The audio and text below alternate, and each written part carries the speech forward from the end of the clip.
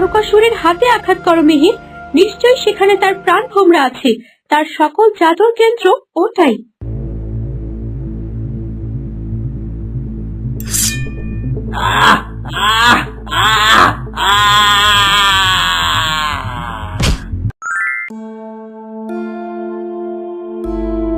রানী, এভাবে ভেঙে পড়লে তো হবে না। অশোকের ওপর যে আমরা কোনো দাবি রাখতে পারি না। একজন রানী এ কথা মেনে নিতে পারে মহারাজ, কিন্তু একজন মায়ের পক্ষে এ কথা মানা তো অনেক কঠিন।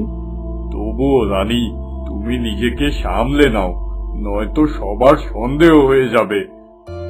তখন আর আমরা লুকিয়ে রাখতে পারবো না যে অশোক আমাদেরই ছোট ছেলে, আর মেঘরাজ নরেশের সন্তান ছিল না বলেই আমরা অশোককে তাকে দিয়েছিলাম।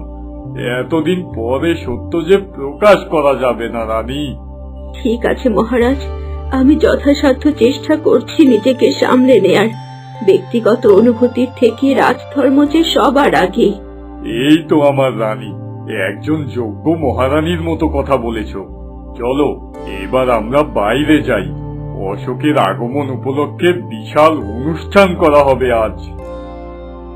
কি, এই অশোক আমাদের ছোট রাজকুমার? এই তথ্য তো এক্ষুনি তান্ত্রিক বাবাকে জানাতে হয়।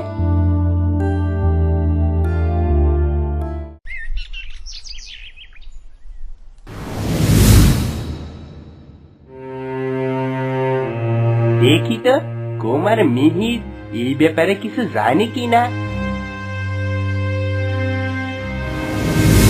তরুলতা, আমার একটা কথা মনে হচ্ছে। কি কথা কুমার? আমার মনে হয় অশোক তোমার প্রতি কিছুটা দুর্বল। না না মিহির, ছি ছি, এসব কি কথা বলছো তুমি? একজন অতিথির নামে এমন অপবাদ দেওয়াটা ঠিক নয়। তরুলতা, তুমি জানো আমি না বুঝে কোনো কিছুই বলি না। আমার এই কথার পেছনেও অবশ্যই কারণ আছে। আমার কুমার যে হিংসে একদম চলে যাচ্ছে। হিংসে তো হবেই। আমার এত রূপবতী গুণবতী এক বউয়ের দিকে কেউ নজর দিলে আমি ছেড়ে কথা বলবো না কিন্তু। বাহ, আজ তো দেখছি একেবারে খাবারের সমারোহ লেগে গেছে। ছোট ভাই তার ভাবিকেই পছন্দ করে বসেছে। শীঘ্রই এই সকল তথ্য তান্ত্রিক বাবার কাছে পৌঁছে দিতে হয়।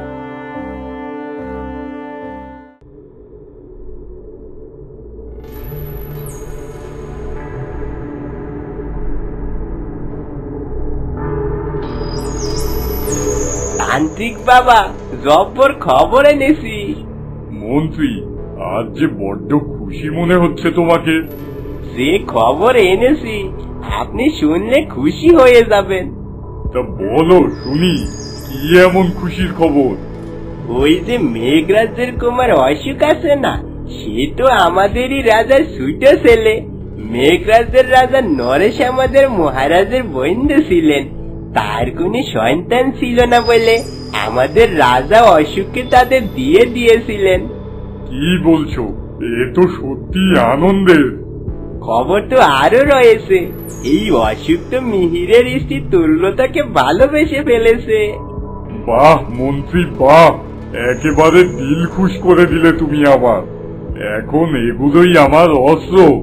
শোনো, তোমার প্রথম কাজ হলো অশোককে এসব কথা জানিয়ে তার সাথে বন্ধুত্ব করা, আর তারপর কি করতে হবে সেটা আমি তোমাকে পরে জানিয়ে দেব।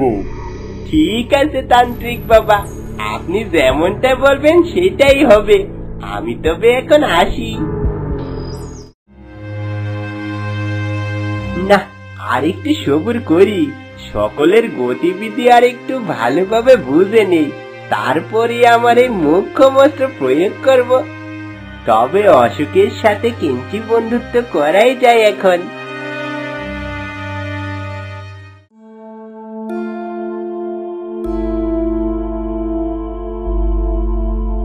তুমি তো মেঘরাজ্যের স্বপ্নপুরের রাজকুমার অশোক, তাই না?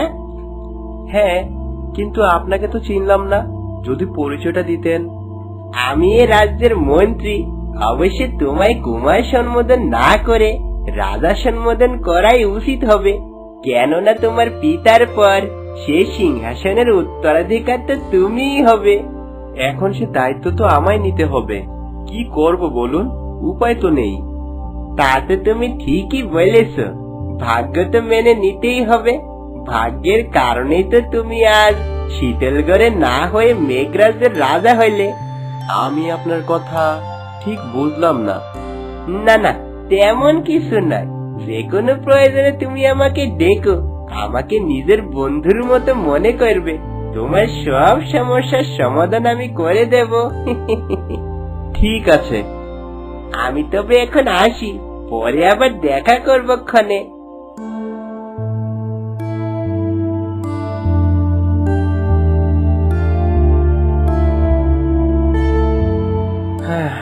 মন্ত্রী মহোদয়, আমার যে সমস্যা সেটার সমাধান আপনি কখনোই করতে পারবেন না।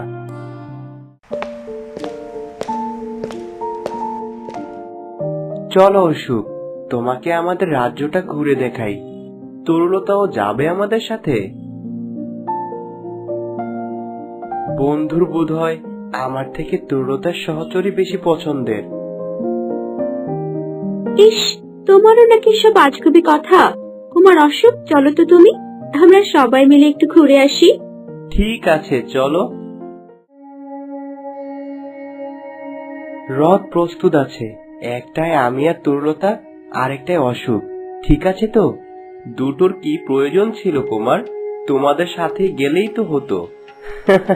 ছেলে বলে কি, তুমি আমার অতিথি, তোমার জন্য সর্বদাই বিশেষ ব্যবস্থা থাকবে। মিহির একদম ঠিক কথাই বলেছে। তোমার একটি জরুরি পরামর্শের জন্য মহারাজ আপনার তলব করেছেন। কি হয়েছে প্রহরী? সেটা আমি বলতে পারবো না কুমার, তবে অনেক জরুরি, এমনটাই বলে পাঠিয়েছেন মহারাজ। তবে আর কি, তরুলতা তুমি বরং অশোককে নিয়ে যাও, যাত্রা শুরু করো। তা তো আর স্থগিত করা যাবে না। কিন্তু তোমাকে ছেড়ে যেতে ইচ্ছে করছে না আমার কুমার, আমরা বরং কাল যাই। আমি জানি তো, তোমার আমাকে ছাড়া একটু ভালো লাগে না, কিন্তু রানী হিসেবে অতিথির আপ্যায়ন তো করতেই হবে প্রিয়তমা। আচ্ছা তবে ঠিক আছে।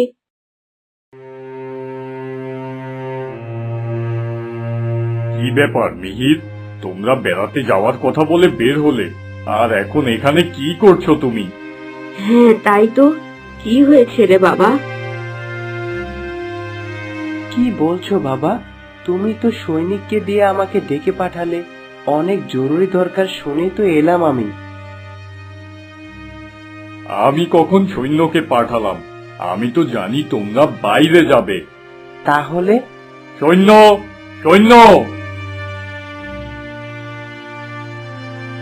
তুমি মিহিরকে মিথ্যে কেন বলেছো? মিথ্যে তো আমি বলিনি মহারাজ, আমার তো মহামন্ত্রী এমন তথ্যই দিলেন। বাবা, আমার মনে হয় মন্ত্রী মশাই আমার সাথে দরকার। সৈনিক হয়তো তার কথাটা বুঝতে পারেনি। আমি বরং মন্ত্রীর সাথে দেখা করে আসি। ঠিক আছে বাবা।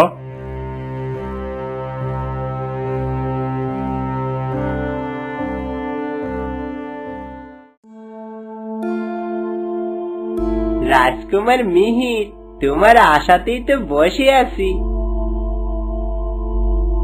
কি এমন দরকার মন্ত্রী মশাই যে এত জরুরি তলব করলেন? একটি বিষয় নিয়ে তোমার সাথে আমার আলোচনার দরকার। কুমার অশোককে নিয়ে বিষয়টা, সব কথা তো মহারাজকে বলা যায় না। কি ব্যাপার বলেন তো মন্ত্রী মশাই?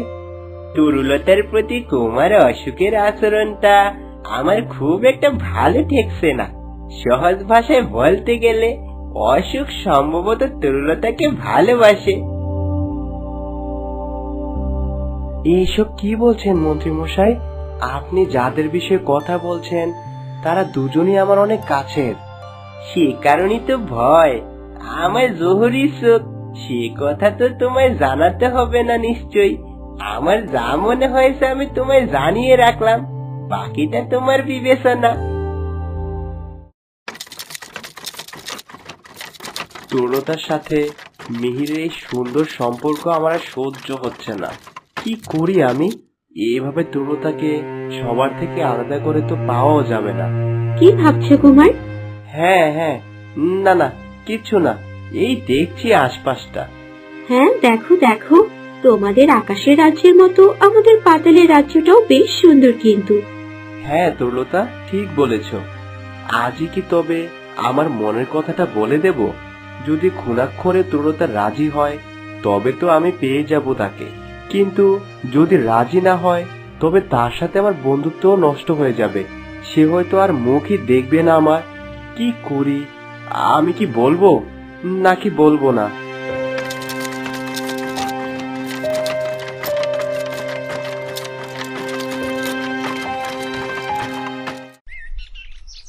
দেখেছো অশোক, আমাদের এই রাজ্যটা কত সুন্দর। এই পাহাড়ের চূড়ায় তুমি সব কিছু দেখতে পারবে। হ্যাঁ তরুলতা, তবে তুমি তার থেকেও সুন্দর। তরুলতা, আমি তোমাকে একটা কথা বলতে চাই। কি কথা অশোক? তরুলতা, আমি তোমাকে ভালোবাসি। তোমার সাহস, বীরত্ব, বুদ্ধি, সৌন্দর্য সবকিছু আমাকে গ্রাস করেছে। কি বলছো এসব? তুমি জানো না আমি মিহিরের স্ত্রী? জানি, কিন্তু আমার মন কোনো বাধাই মানতে পারছে না।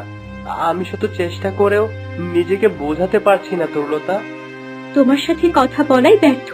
চলো আমরা প্রাসাদে ফিরে যাব এখন। আর তুমি কালই মেঘরাজ্যে ফিরে যাবে। আমি আর তোমার মুখ দেখতে চাই না। তরুলতা,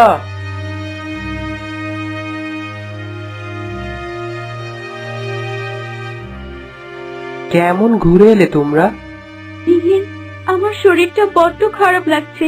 আমি এখন ঘরে যাই, একটু বিশ্রাম করে তোমার সাথে কথা বলছি। সে কি, কি হলো তোমার?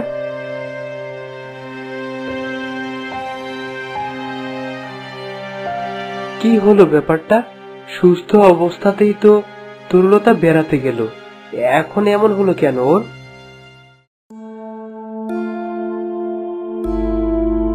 মেয়ে কুমারের মনে হচ্ছে মনটা খুব খারাপ। আরে মন্ত্রী মশাই, আসুন আসুন, আমি খেয়ালই করিনি যে আপনি কক্ষে এসেছেন। আহা, সেটা বিষয় নয়, কিন্তু তোমার কি হয়েছে বলে তো শুনি। আমি সব কথাই আপনাকে খুলে বলতে চাই। এই যন্ত্রণা আমি আর সইতে পারছি না। আমি তরুলতাকে ভালোবেসে ফেলেছি। জানি সেটা আমার অন্যায়, কিন্তু প্রেম তো ন্যায় অন্যায় মানে না। তারপর আজ আমি তাকে একথা বলেছি। সে ঘৃণা করে আমাকে প্রত্যাখ্যান করেছে এবং কালই মেঘরাজ্যে ফিরতে বলেছে। আমি তোমার পরিস্থিতি বুঝতে পারছি। এই পরিস্থিতিতে তোমার সর্বপ্রথম করণীয় হলো তরুলতার কাছে ক্ষমা চাওয়া। যাও, তুমি তার থেকে ক্ষমা চেয়ে নাও। ঠিক আছে মন্ত্রী মশাই, আমি এখনই যাচ্ছি।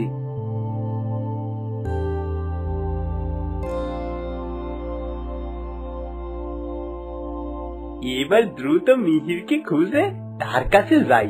অশোক তরুলতার ঘরে থাকতে থাকতে মিহিরকেও সেখানে পাঠাতে হবে, তাহলেই তো হবে আসল খেলা।